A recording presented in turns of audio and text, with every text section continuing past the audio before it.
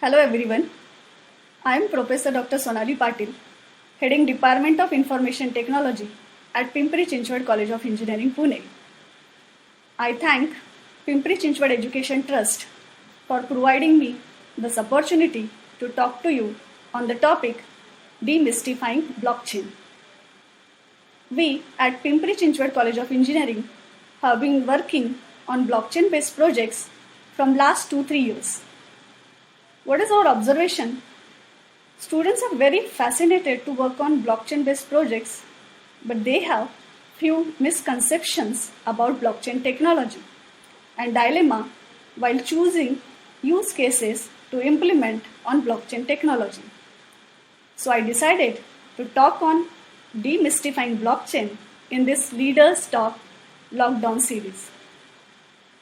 Before starting the topic, I would like to acknowledge all the authors and researchers who made our journey of learning and understanding blockchain easy in the form of white papers on blockchain, various online courses platforms like NPTEL, Coursera, and also few industry supports through the collaborations at PCCOE. For almost everyone, experience of the evolution of blockchain, which I think is pretty common. Hearing about Bitcoin and cryptocurrency and thinking that was novel and interesting. But Bitcoin is not the only player in town. Blockchain is much more than that. So let's start by asking ourselves, what is a blockchain?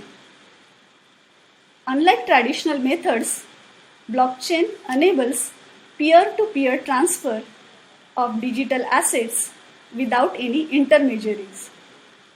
The blockchain by itself has taken a life of its own and diffused a broad range of applications across many industries, including finance, healthcare, government, manufacturing, and distribution. In 2008, Satoshi Nakamoto introduced a new digital currency, a cryptocurrency called Bitcoin. Two major contributions of cryptocurrency Bitcoin are a continuously working digital currency system and a model for autonomous decentralized application technology called the blockchain. Many think that blockchain means Bitcoin. But dear participants, there are a lot many opportunities other than blockchain, and we are going to explore this in this session. So what is a blockchain? Blockchain is about enabling peer-to-peer transaction in a decentralized network, establishing trust among unknown peers, recording the transaction in an immutable distributed ledger.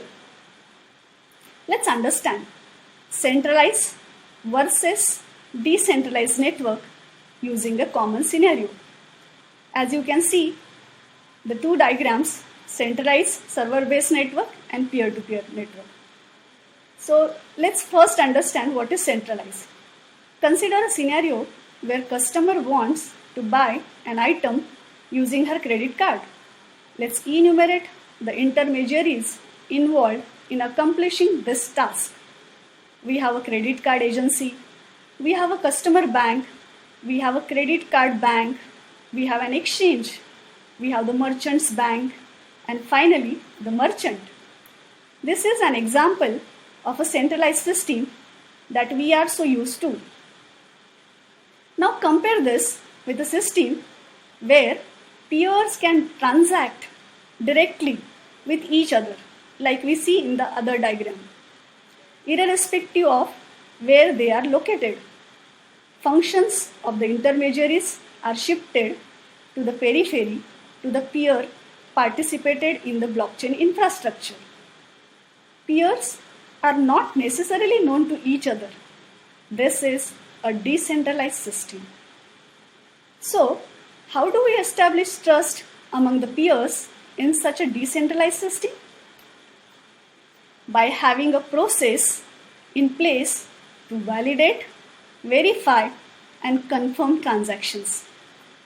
Record the transaction in a distributed ledger of blocks.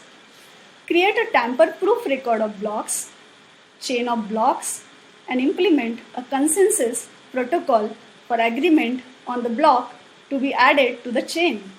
So, validation, verification, consensus, and immutable recording lead to the trust and security of the blockchain. Bitcoin blockchain is open source and the entire code is available on GitHub. I'm not going in much technical details of the blocks and chaining because the focus is on use case selection. So later on, about 2012-2013, computation elements were added to the blockchain infrastructure that has opened up a whole world of possibilities beyond simple currency transfer. Ethereum blockchain extended the scripting feature into a full-blown code execution framework called smart contract. A smart contract provides the very powerful capability of code execution for embedding business logic on the blockchain. Then in 2018, Hyperledger. Hyperledger is an open source collaborative effort created to advance cross-industry blockchain technologies. It is a global collaboration hosted by the Linux Foundation, including leaders in finance, banking, Internet of Things, supply chains, manufacturing, and technology. So based on such capabilities, three major types of blockchains emerge from Bitcoin Foundation. Type 1 deals with the coins in cryptocurrency currency chain. Example, Bitcoin. Type 1 is specially designed only for currency exchange. Type 2 supports cryptocurrency and a business logic layer supported by code execution. Example, Ethereum. Ethereum has worked out marvelously on how to solve these problems of scaling and privacy and a number of other issues that needed to be worked out for public networks. So in type 2, currency as well as business logic is added. Type 3 involves no currency but supports software execution for business logic. For example, the Linux Foundation's Hyperledger. As many people have a fear of currency exchange, so type 3 is perfect infrastructure for business logic. So with the addition of code execution comes the serious consideration about public access to the blockchain. Hence, the classification of public, private, and permission blockchains based on access limit. Public blockchain. We have been watching Bitcoin blockchain continuously operational since its inception, all supported by its public participants. Thus, Bitcoin is a fantastic example of a public blockchain class. Anybody can join and leave as they wish. Transaction blocks and the blockchain are publicly observable even though participants are anonymous. Another type is private blockchain. In a private blockchain, access to the blockchain is limited to selected participants. For example, those participants within an organization. This restriction helps in simplifying the normal operations such as block creation and contingence model. Other than public and private, the third type of blockchain is permission blockchain. So the third classification of blockchain, which is permission blockchain, also called consortium blockchain. It is meant for a consortium of collaborating parties to transact on a blockchain for ease of governance, provenance, and accountability. For example, a consortium of all automobile companies or healthcare organization. Permission blockchain has the benefit of a public blockchain which allows only users with permission to collaborate and transact. So significant innovations such as smart contract have opened up broader applications for blockchain technology. Private and permission blockchain allow for control access to the blockchain, enabling many diverse business models. So as we now discuss that there are various platforms are available, the next discussion is how to identify the use case. So now let's discuss how blockchain opportunities can be identified. The use case identification framework, as I shown on this slide, enables the evaluation of use cases in terms of blockchain suitability. What I mean, if a particular existing use case I want to implement on blockchain technology, this framework will help me to understand whether converting the existing use case on blockchain will give me stability or not. So the evaluation is based on three main characteristics of blockchain. As we can see, the first category is intermediary. There are three possible scenarios for intermediary. In first scenario, intermediary is acting as third party in existing system. That means third party is there in the existing use case. So, if such scenario is there, replacing the intermediary with a blockchain would be faster or cheaper or enable process simplification. In second scenario, in intermediary case, suppose there is a lack of trust between stakeholders or any possible intermediary. Here also, the blockchain could act as the intermediary and enable use cases which were not feasible before. In the third scenario of the intermediary, the point of view is not a primary stakeholder, but the intermediary whose business model is endangered. What I mean, suppose in existing intermediary is there, what those kind of stakeholders will do. So he needs to be aware of the blockchain competition and think how he can improve his business model. So intermediary study in the existing use case definitely helps a lot to think while converting the existing use case in a blockchain based model. Second category, first category we discuss as intermediary. Now the second category is data. So the second category analyzes the use and value of data in the use case. So what is the value of the data in the existing use case? So the user needs to think about three important data characteristics. First is data immutability, meaning data is protected from data manipulation.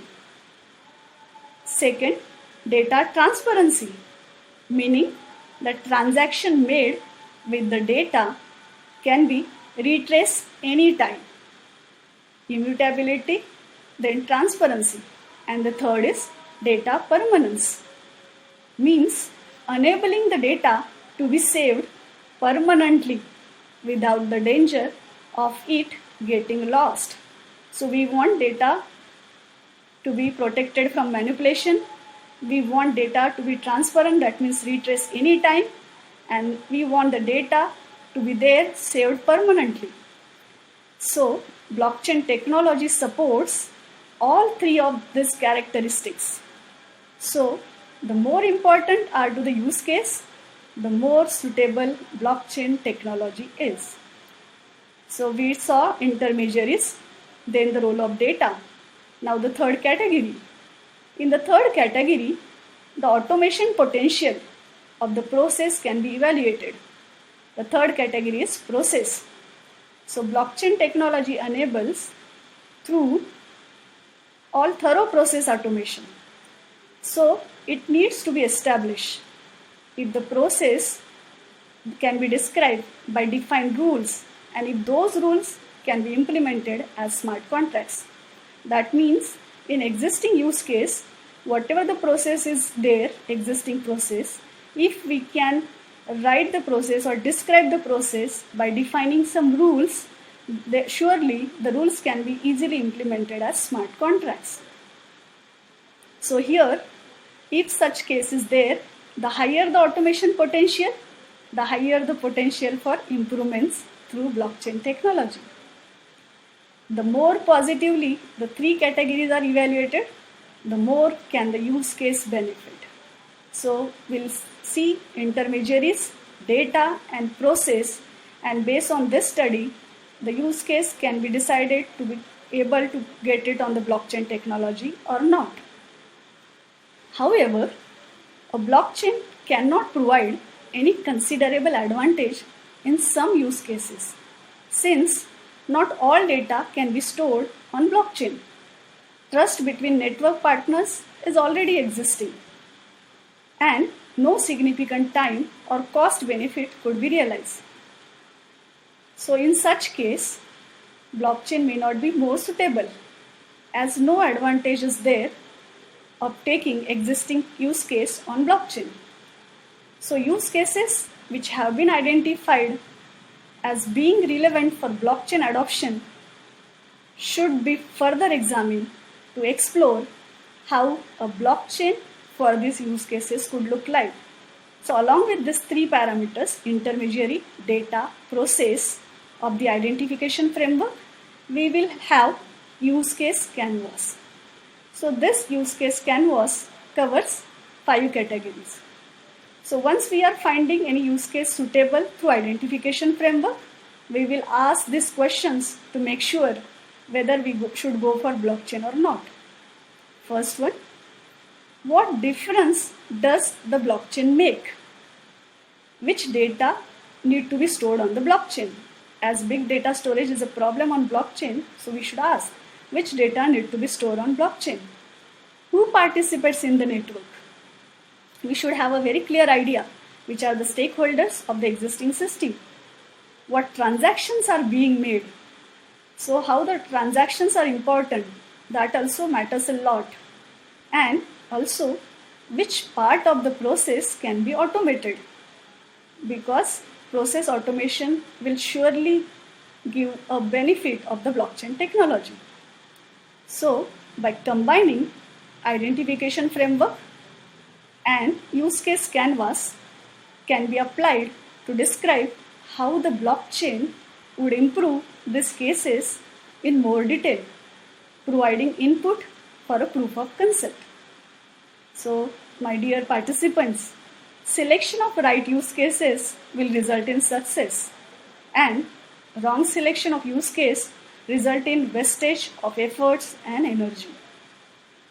So along with identification framework and use case canvas, if once we are finding the existing use case suitable for the blockchain implementation, we have the infrastructures, either private, public or permission, then it will be easy for us to choose the right platform and right application. Already many researchers and industry people are working on various proof of concept for the blockchain technology. So the blockchain is poised to innovate and transform a wide range of applications, including goods transfer, for example, supply chain, digital media transfer, for example, sale of art, remote service delivery, for example, travel and tourism, platform for decentralized business logic, for example, moving computing to data sources, distributed intelligence, example, education credentialing, distributing resources, example, power generation and distribution. Distributed resources, for example, power generation and distribution. Crowdfunding, for example, startup fundraising. Crowd operations, for example, electronic voting. Identity management, for example, one ID for all your life's functions, and government public records and open governing. Moreover, blockchain can enable an inclusive economy. It can enable a person in a remote corner of the world to partake in a democratic process. Opportunities for innovative applications are endless. What's great about blockchain is that it's so young, right? So this is your opportunity. If you are a student who isn't represented by a lot of people that think like you, this is your shot. There is a dire need for critical thinkers, designers, and developers who can envision and create newer application models on blockchain to benefit the world. So you have an infrastructure that can allow you to just do things completely differently. So thank you all. Stay safe. Thank you.